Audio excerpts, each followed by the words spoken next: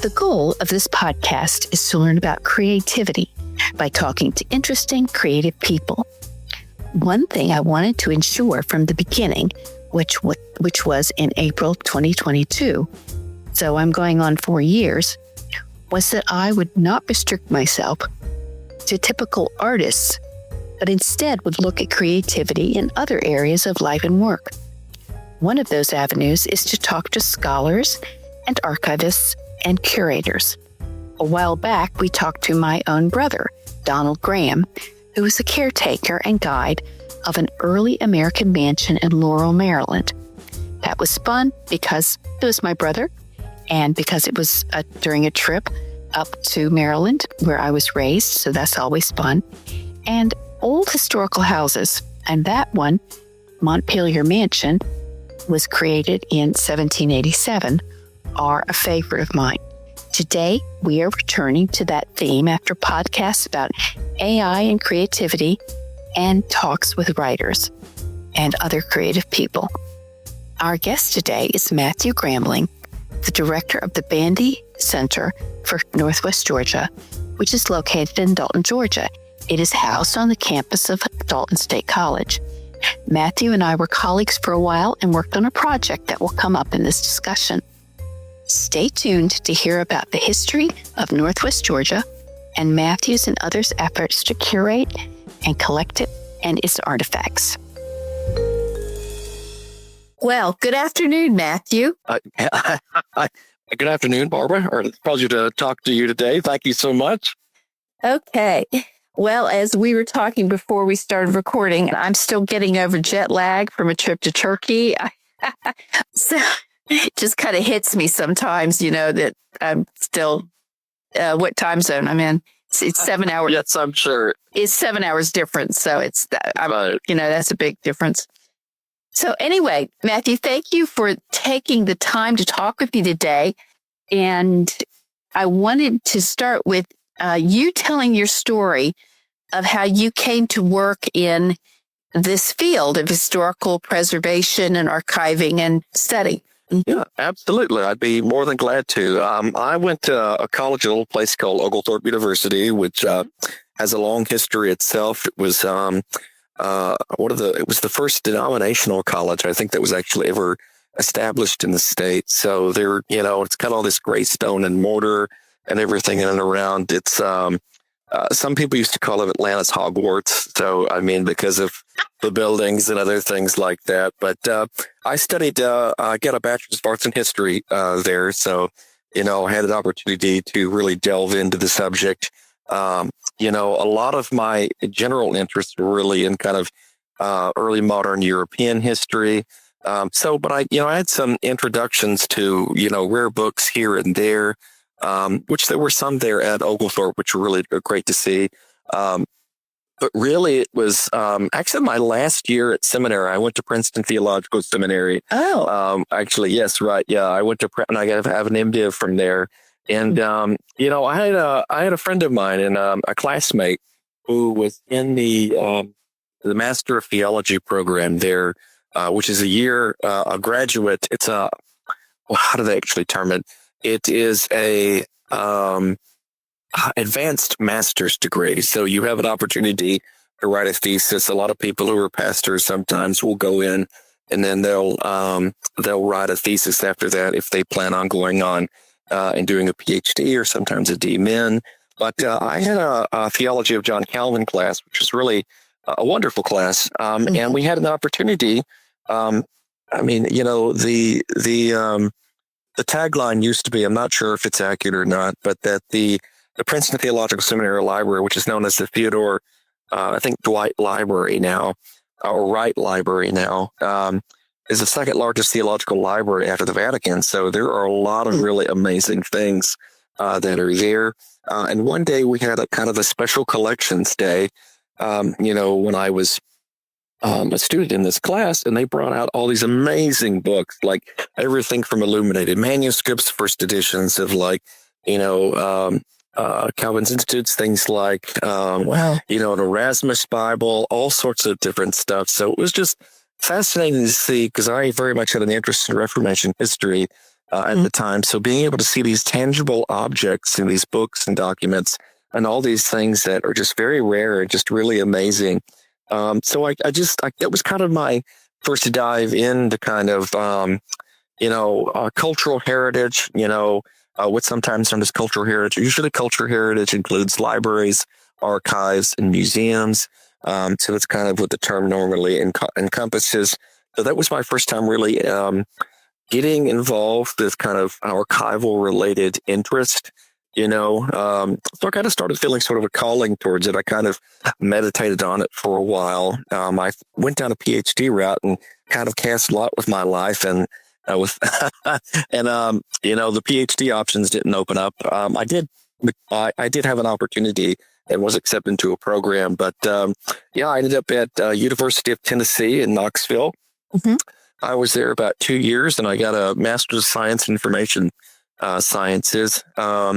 Then I worked at the House Museum in Rome, Georgia, and after being there and after really getting a lot of really great experience working with historic preservation, working with rare books, manuscripts, being able to just kind of come into the cultural heritage world, really make great connections. I saw the Bandy senior position was open, and I applied, and they apparently liked me at that time. Yes, they did. So but I was there. Yes, I remember.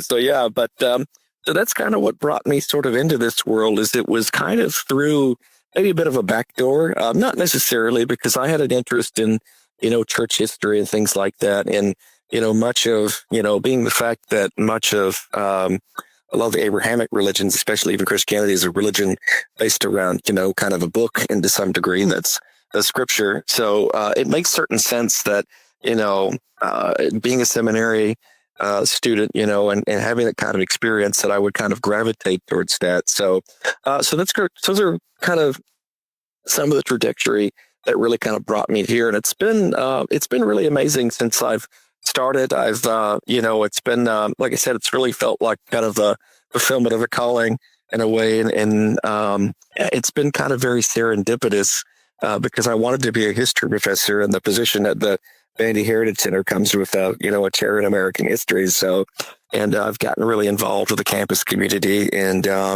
really making a lot of opportunities. I'm not sure if you happen to know, but there's a couple of really great campus ministries that I've been able to get involved with, and trying to really help them make some connections, pursue, vocational opportunities with the Bandy Center, because we've got a lot of, like I said, this is exposing some of my own personal subject bias, because, like I said, I kind of consider myself sort of a budding historian of Southern religious history, and especially Southern evangelicalism and things like that. So, but we've got a lot of really amazing, items, that everything from hymns, etc.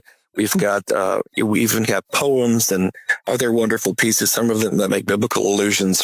We've got church records that go way, way back. We've got really amazing family Bibles. So it's a lot of really rich history that really goes into,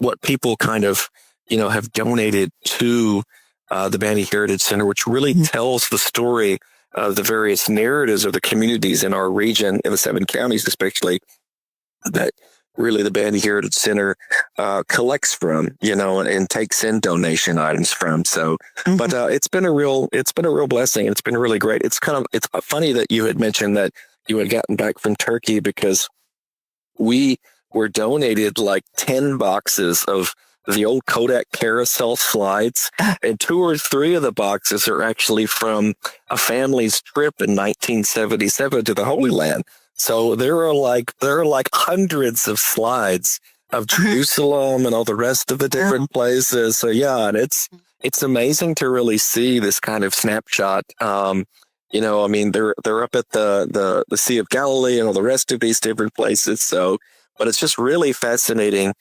They have pictures it's funny for me, because many of, the staff and the students that we have here who are volunteers and interns, they come and actually use some of my seminary knowledge and background. I'm like, no, that's not the Church of the Holy Sepulchre. That's the Church of Nativity. And if I can like parse out the different places that have really been there, but it's been, it's been really interesting to be able to get to do this. We at the Bandy Center, we have a very material culture focus and a cultural history focus, which very much lines up with kind of my own training and my own interests. I was not to sound pretentious, but I was the 2021 Mills Lane Architectural Fellow with the Museum of Early Southern Decorative Arts. So I did a presentation actually on church architecture and things like that, and actually kind of the materiality of churchyards and things like that. So that's kind of what has brought me, to kind of being here. And I've been here over a year now, which has been great. So I really very much enjoyed it. And I feel very, very blessed to be able to work here at Dalton State College and work as the director of the Bandy Center. Yeah. Well, we're glad to have you, even though I'm not quite there right anymore, but I still feel like I am. Right. After 21 years, I've felt like I'm still there sometimes. I just don't have to go into the office. I was there yesterday to go to the library. I use the library when I can. Right. So, to be honest, we had an earlier episode on the work of the Bandy Center, but this was like 2 years ago. And since that is way back in the archive, I'd like to come up to speed with what the center is about, right, and what it is now, and also how maybe it's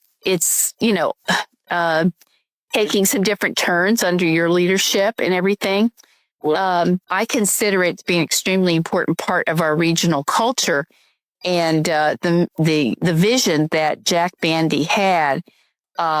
So maybe you could talk a little bit about that, and then what's going on now. And I noticed, for example, that there's a dulcimer workshop. Yes, we have and that kind of thing. So, yeah. So we've really, it's just kind of a quick recap. I mean, the Bandy Heritage Center we're kind of a historical research archive that mainly specializes in the material and cultural history of Northwest Georgia's many communities. So we mainly focus on 7 communities. That would be Dade, Catoosa, Whitfield County, Murray County, Chattooga County, Gordon County. Have I gotten them all? I can't remember.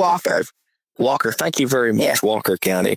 So those are the areas we specifically focus on, and that was laid down, way back at the founding, with Jack Bandy's original vision. So, because all the counties have very, very close cultural ties, their geographic ties as well. Much of that region, it's kind of physiographically speaking, it's the Ridge and Valley, it's the, Appalachian Plateau, and a lot of that physiographical, geological kind of stuff, topography, led into kind of shaping some of the culture and how the industry ended up developing here. So, yeah, but we're really mainly here we collect, preserve, and interpret, like I said, the material and cultural history of Northwest Georgia's many communities. We really, we really are invested in, community outreach and engagement, because we are an outreach initiative of Dalton State College. So, we really are here to kind of help inspire people to kind of have an interest in history through the various kind of activities that we do through like archival collection, museum programming, things like that. We really are kind of hoping the impact that we really strive for is, really influence people, inspiring people to take an interest in the past, which hopefully will lead to having, positive dialogue in the present, and lead to, conversations about, positive conversations about community identity and memory, and maybe lead and to further inspiration for people can learn from the past, but also apply those lessons in the present and continue to kind of innovate and move forward. Some of the things that we have done, I would say that, I very much benefited, being the present director from the work of the previous director, from Dr. Fowler, from Dr. Adam Ware as well. Dr. Fowler did an excellent job in really establishing, getting kind of the Bandy Center kind of known in its initial years. Dr. Ware did a really wonderful job in really expanding the collection out. So I think standing on their prior legacy. It's really been outreach has really been the main thing for me. So we've really geared up on our programming now in really creative ways that have shown actually a lot of success and very positive community responses actually right now. So we've currently we're in the midst of 2 programming series right now. One of them is the Bandy Heritage Center textile and fiber lecture series in textile and fiber arts. So we had Lisa Rutherford and Kathy Abercrombie, who were both Cherokee national treasures, come and speak actually 2 months ago actually now, and they were talking about Cherokee textiles before and after removal, which is really fantastic. We also have we are in our second year of the Catherine Evans Whitener Heritage Arts series, which really is about a series of sometimes known as heritage arts. Kind of like we're kind of pivoting a bit off the John C. Campbell School, fire stuff. Yeah. So we're really focusing on historic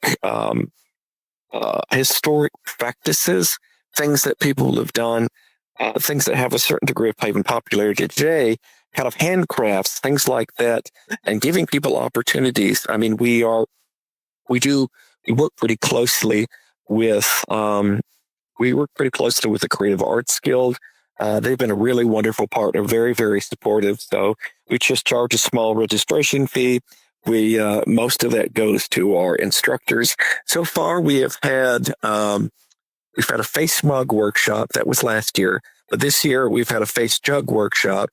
We're about to have yes, it's been fantastic. Which face jugs is a very important ceramic tradition in North Georgia that's been around for quite a long time. Wow. So, but yeah, we had 17 people out of 20 slots this year, and that was the same as last year. So for the face mug workshop, which were really great. So, but yeah, last year we've really been able to kind of rotate them out. It's the hilarious thing about it is the instructor was actually my elementary school art teacher. So Jamie Laney. So I've been able to, almost 30 years on now, I'm able to reach out to him and ask him to do that stuff. But his connections are just utterly phenomenal with the folk potters of the 20th century. He knew the Metters family, members of the Metters family. He knew the son of one of the Gordy brothers as well. So he has really, really rich ties, to some of the most important potters. I think the Gordy brothers, one of them, not the Gordy brothers, but I know one of the Metters potters back in the 70s or 80s appeared on an episode of Johnny Carson, actually. So goes to show that it was actually really, really important. Because a lot of collectors started buying his stuff, but we've really pivoted towards that, and we've had a really, really positive response. So some of the areas we've been really kind of working towards. We've been working towards, building up our exhibits. We're continually building our archival collections as well. We've had some really amazing donations. Some of the areas that we really focus on are collecting areas. We're very broad, but some of the areas we really focus on are the indigenous history, the American Civil War. We also focus in on the textile and kind of the modern as well, the tufted textile industry. But we've had some really wonderful donations. One of my recent favorites is actually a chenille dress that was actually worn at a TV show about the distinctiveness of different regions in Georgia. It was worn by, I hope she doesn't mind, she was worn by a woman named Vivian Sparks. She's actually a local resident in Dalton, and she wore that back in the 1960s because her father, I believe it was her father, owned Bailey Chenille, actually. So, and she appeared on the television show, and this chenille dress was modeled after the draped dress from Gone with the Wind. So it's really wonderful. Yes, it's great. And she donated some others really funny, amazing vintage pieces that, we happen to have. So we're still moving forward with, our collecting goals. I mean, people are really reaching out to us yesterday we actually had a film crew from the Atlanta Journal-Constitution, and Fraser Jones was there, which is really great. And they were really interested in the history of carpet. So I hope I didn't ramble too much, and I hope I'm not rambling now. But yeah, it was really quite wonderful to have them here. We're getting a lot of people who are reaching out saying, a lot of folks, they're concerned about, either their family legacy in terms of the things that they have. They don't have a place for them to go, which they're going to be preserved. I don't think their kids are going to really care about them. So, we're really glad, to take on these things, because a lot of the items, we're not just a dumping ground for people's stuff they don't want. I mean, we're people really select these things and take time and consider about making, the Bandy Center kind of the archive for their family story in a way. The materials are donated, and title and ownership does transfer the Bandy Center, but we still allow them to come in. Sometimes people can come in, and as long as it's under a protected case or something else, they can loan those things out. If they are the creating organization, or, which would include a family, we provide them with high quality pictures and scans if they need them for anything, and they can for absolutely free. And then they can actually go, and if they want to go get them printed somewhere, we're perfectly fine with that. So that's great for personal use. So, but, we're really happy to be what's known as a repository of record for organizations and, families here in Northwest Georgia. And like I said, we've taken in probably over 10,000 items since I started last year. Oh, wow. Yeah, we're probably, I would say several thousand, upwards of 10,000 items. We've had up to 30 collections that were donated since September 2025, which has been really amazing. And we've been able to put together a really fascinating exhibit with them. And one of them actually was a commemorative exhibit for the end of World War II. We didn't have one for the Pacific Theater. So conveniently, we had two family collections that came in, and some of the bulk of them had records or materials from the World War II service in the Pacific Theater of a veteran from Catoosa County and a veteran from Whitfield County as well. So it was really quite great. And we were able to put together this new exhibit that we have called We Have Returned. We have returned Georgians in the Pacific War, the liberation of the Philippines, and Philippine independence, because that was the scope in which it covered. It went all the way back to the beginning service of one gentleman named Johnny Thornton and his time enlisting, and then another gentleman named Frank Bryant. And it really covered this whole span. And I had a roommate who was Filipino and Puerto Rican when I was at Oglethorpe. I had remembered that there was a Philippine consulate and a number of Philippine stores and other things in Atlanta. So I reached out, and we've been growing and developing a pretty good relationship with the Filipino American community here in Georgia. They're going to be having it's a closed celebration, towards the end of this month to celebrate Filipino American History Month in Georgia. So, and we're really happy to be able to make those connections and really kind of demonstrate that Northwest Georgia just isn't an isolated region up here in the North Georgia mountains, that many of our residents, many of the people that have lived here have had a global impact in a variety of different ways and have participated in global events. So the exhibit is kind of dedicated to the service of Georgians, especially Northwest Georgians, and the connections and kind of the relationship and friendship that has been built with the Filipino American community and the Filipino community since World War II. And I was invited by the Honorary Consul General Ray Donato to attend the 2025 Kalian celebration in Atlanta. I actually sat next to an outreach director for both of our senators here in Georgia, which is really quite hilarious. Had dinner with them. So it's been really wonderful, and we've had a very enthusiastic response. So we're reaching out to different people we haven't reached out to before, and kind of really are being able to provide them with a voice to be able to make really positive connections. And like I said, demonstrate, just the surprising diversity and the impact in which Northwest Georgia has really had, not only within our state, but also widely in the region and even a global impact. So that's been really great. But we've been, in terms of the workshops, we've been really focusing in, we've been really focusing in on textile history right now. But the workshops are really, really excited about. We have another one coming up in November that will be done by Claire Davis, who's actually also a fiber artist, as well as on the counseling staff at Dalton State.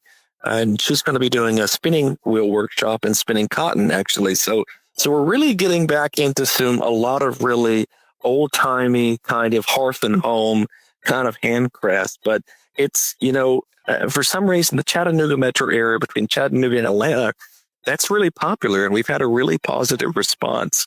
And we've had some really great opportunities, for people to really exercise kind of their own personal creativity and witness how people have been creative in the past with the artistic designs that they've done.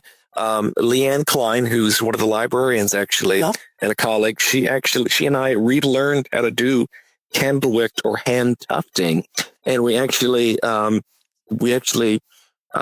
used design through the stamping process of a vintage candlewick bedspread that's actually a family heirloom of hers. So we were able to do that, and it was absolutely fantastic. So that was last year. It's also going to be coming up again next year, I believe in next February. So we'll be doing that one again. But we've been really leaning into reviving our programming, to kind of reviving and making.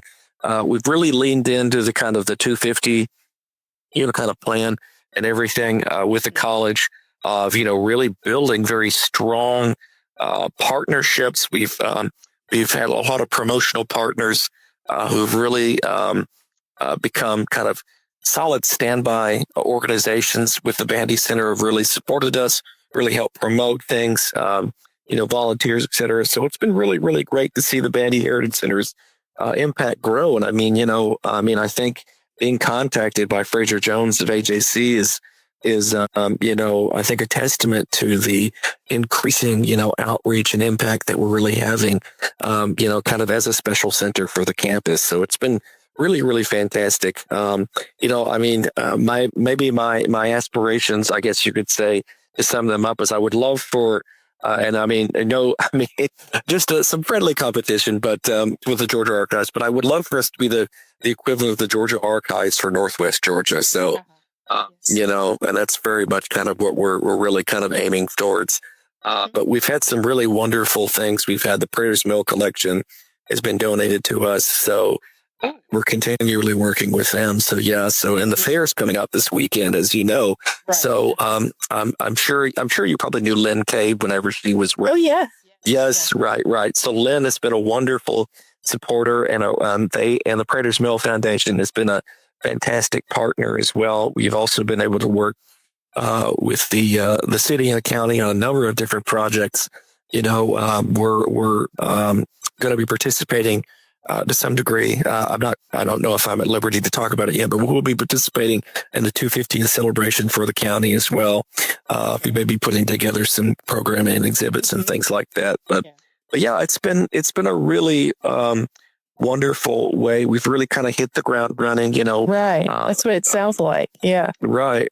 So, that, when Dr. Ware, he had going to his new position up in New England, we had Brian, who was able to kind of show us the ropes, and then he retired. So, and he's given the reins to Erica, who was Erica Perez, who was our program coordinator. We really hit the ground running the best that we can. And, we're actually getting to the point where we may need to expand. We've had some really solid success with interns, et cetera, but since we've had so much that we're taking in, right. We've had, so many people contact us. Now it's starting to get to the point that we might need to bring in some more people to help. Well, let me ask you about that, because I've been in the back, area there on the campus. Right. Do you have another place that you archive things? We do, but yeah, we very much do. So there's this. Are you talking about the cold storage area? Yes, Is that yes. Yes, we do have that. We also have another storage room that's in the collections area of backlogged materials. Backlogged materials are materials that have been donated that we have pursued a deed of gift, but they haven't been sectioned in the collection due to various workflow reasons. But we're getting on top of that right now.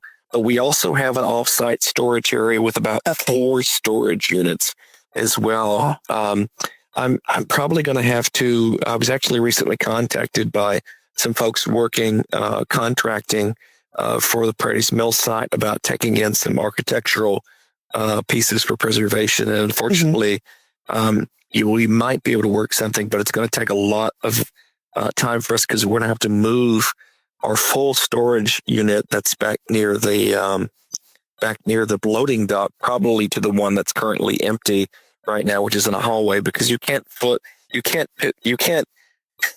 a piece of architectural furnishing that is 20 feet long down a 7-foot hallway that doesn't really work very well into a storage unit that's on the right side of it. It's just not going to fit. So yeah, but I mean, we do have a number of other spaces, but we've written, Erica and I and the interns that we've had, the volunteers that we have been very productive in really like going through and processing all these collections that we've had. It's just we have people just contact us quite a bit, and just say, hey, would you be interested in this? Hey, we have this, my mother, unfortunately passed away recently. We have, she had all these chenille things, or, she has these books or albums or et cetera. Would you be interested? And I'm like, yeah, please feel free to come by and, we'll take a look at them. And a lot of times they turn out to be really remarkable pieces, that are really valuable. They're valuable in terms of the genealogy, in terms of the what kind of narrative threads they provide to the history of a region, which are really kind of enriching. So, but those are kind of some of the things that we're doing. Oh, yes. Okay. And so a lot of activity going on. And right. Yeah. One subject that I know is important to you and vital to a region is the history of the Cherokee people. Right. Absolutely. And to be honest, up until your tenure, I don't know that there was that much focus on that at the Bandy Center for whatever reason.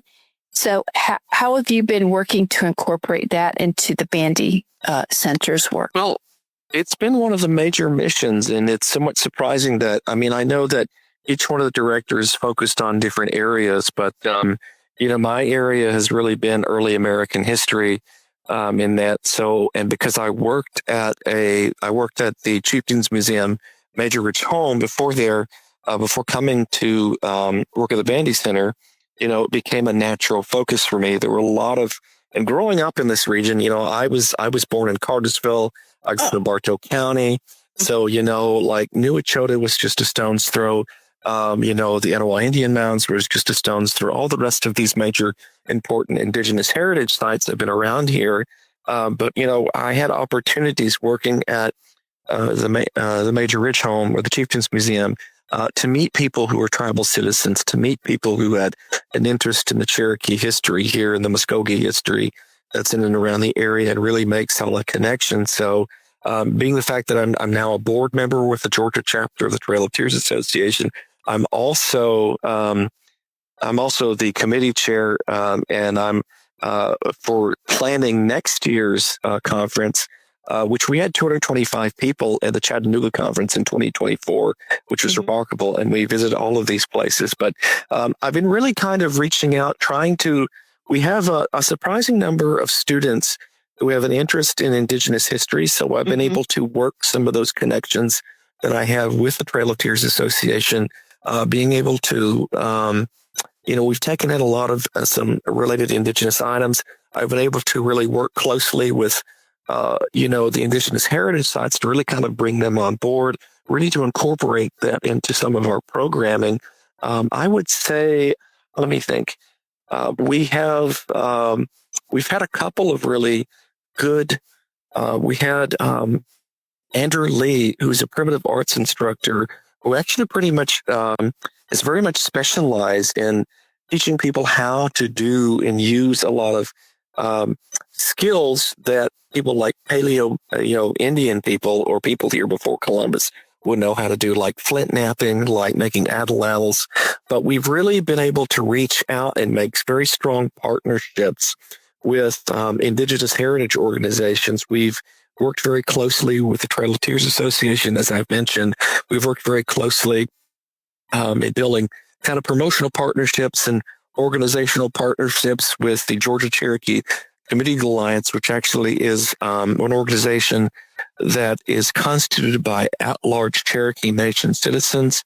So we've really brought them in. It's been really great because we've had a positive response. As I had mentioned, we were able to bring in those 2 Cherokee National Treasures, and that's kind of their Cherokee National Treasures is a designated status. It gives someone who, let's say, an artist, just made a really amazing impact in terms of what they do, kind of the artwork that they do or the other things that they do, the cultural work that they do. It allows them to be kind of cultural ambassadors. It's a really high distinction to be bestowed from, the cultural organization, the Cherokee Nation. So we had Lisa Rutherford, we had Kathy Abercrombie, who were both fiber artists themselves. They also work, or at least Lisa actually works in pottery as well, but it was really wonderful having them there. We had some very, great participants and guests who were there too. So we've been slowly kind of bringing, that legacy really here because it's a really bedrock in terms of chronology. It's a really bedrock narrative within our region. I mean, because much of the area that we are living on now was once Cherokee, and even before Cherokee, it was Muskogee land. So, and it's made a lot of sense to kind of incorporate that. It's both an uplifting and also can sometimes be a sad chapter in our history as a nation. But there's a lot of things to kind of learn from it, to really engage with, to see the kind of the resiliency of it. And it's been really good to engage a number of our students here with certain opportunities, especially if they have an interest in working with those with tribal cultural organizations. Yes. To really kind of allow them to connect. As we have talked about before your retirement, we have been really, we're still continuing working on that project of the trying to get Cherokee courses actually taught here as well. So, but it just makes a lot of sense considering, especially where Dalton is. I mean, we're right between actually more than that, but quite a number of major indigenous heritage sites like Nechota, like the Van House. So being able to have those kind of opportunities, being able to move in that kind of direction and bring that emphasis, I think it's been really great. And it really brings a certain degree of notoriety because I'm not sure if you knew this, but Jack Bandy's parents, or at least his mother, was very, very adamant about preserving Cherokee heritage sites. It worked for her. Yes, right. She actually was a cultural ambassador or an ambassador to both the Eastern Band and to the Cherokee Nation herself. Yes, so it makes a lot of sense that we have this as part of our legacy, actually. And since I believe Jack Bandy named the Bandy Center for both of his parents, who really invested in historic preservation in our region. I mean, part of the reason the Van House has been preserved as a historic site is because of the actions and agency of Miss Dixie Bandy. So, yeah, really, it's quite remarkable. She was really adamant. She's actually Miss Dixie Bandy. Actually, she actually is recorded as one of the Georgia Women of Achievement, and it's read her biography there. But yes, she was very much invested, in that. The Bandies also kind of supported a number of Cherokee institutions as well, but she was really, really adamant about preserving and telling the story of Cherokee history in this area. So in a way, I really feel like we're kind of the direction that we're going. We're really upholding that legacy. I would say that we are definitely invested in it, but I'm hoping to bring in more narratives, especially as, uh, as things move forward, with certain anniversaries, et cetera. We haven't maybe emphasized the Civil War as much. It's not that there's anything, we just haven't had quite the opportunity, but we really, really have moved in towards really focusing a lot on Southern Appalachian history and really kind of emphasizing that aspect. And I know that's something that you have worked on yourself as an author. So we've been really emphasizing kind of that Appalachian quality. We've really partnered very closely with Jenny Crisp and the Appalachian Minor Studies program, which has been really great. And they've partnered with us on many of these workshops. It's been a really wonderful opportunity. We're really happy to be able to partner with these other organizations, to be able to, receive their support and also be able to work collaboratively with them, be able to give them an opportunity to have some outreach and exposure that they wouldn't have had, or promotional opportunities they may have not had, with other places. But it's been really awesome to be able to work with these groups of folks. Yeah. The title of this podcast is Dialogues with Creators. And there's a couple reasons I called it that. One is all the other names were taken. Right. And no, I wanted it to be about creativity, but not about artsy necessarily creativity. And I wanted to talk to creators. Where do you see creativity as part of your work? I mean, I know some of your work is administrative, of course, but how do you see creativity in your work? Well, I would really say, like, a lot of the programming that we've come up with, I mean, a lot of those ideas have been ideas that I've taken inspiration from either from other folks or, but really mostly it's been coming up. One of the things that, someone who's either a museum director or a director of archives, when you're doing programming, you have to be creative. You have to think about, what kind of,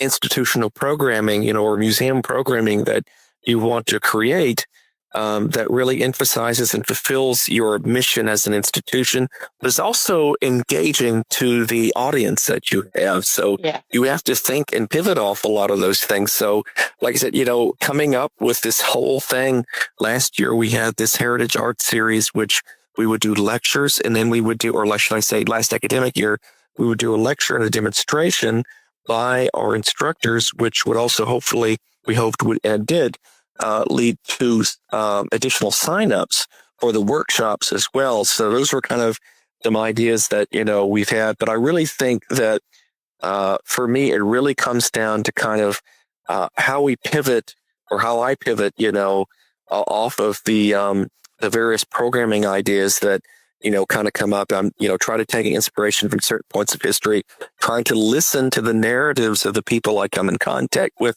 what their interests are, and really plugging in that way, and really exercising, a certain degree of ingenuity, creativity, problem solving and things like that, that we really pour into the programming that we have here at the Bandy Center. Like, I like the whole textile and fiber art series that we've got going was something that I thought of back in when I started in 2024, reached out to the relevant people.